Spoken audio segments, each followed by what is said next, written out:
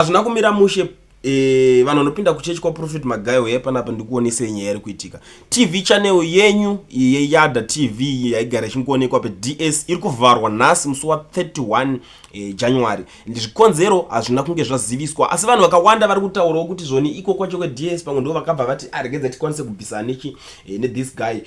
Ipapa nyaya yakaitika zvakatangira paZifa. It all started with Zifa.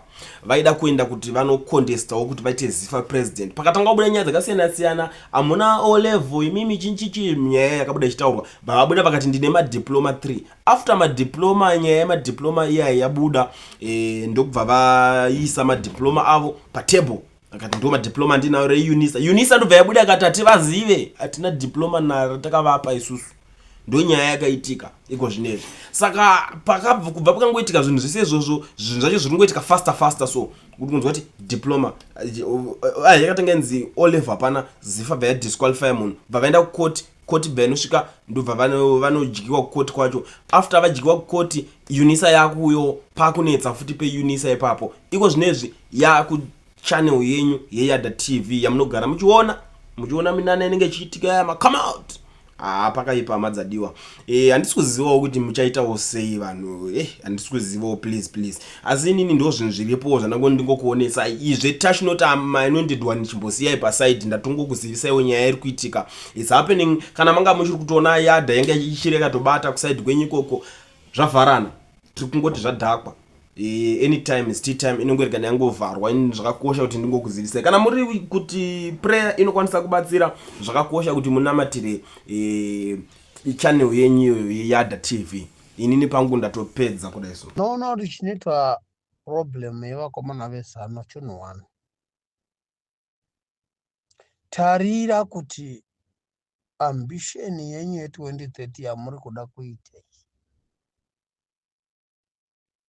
Ruzhinji rweZimbabwe ruri kuisapota here, ende nyika iri sei? Hatichatauri zvezvipatara izvi, hatichatauri zvamarodhi, hatichatauri zvekuti edzikanzo wati mari dziya dzamadhona dzaibva kuna America dzakakatwa. Nyika yava nezvakawanda zvayafesana nazvo, zvokuti chero unoipiwa chaiyo rinenge rava dhende munoriziva sezvanga zvaita Zambia. Zambia ranga rava dhende. Ngavatende akaende ichilema. Munhu haagoni kugona zvese. Ipo pana paKulliant kune vamwe vakaita sesu tinenge tichiti Kulliant uri kugona. Asi munoona kuti uchitaurira vanhu vari kuita huipi, vanokuisa blame, vanokushora.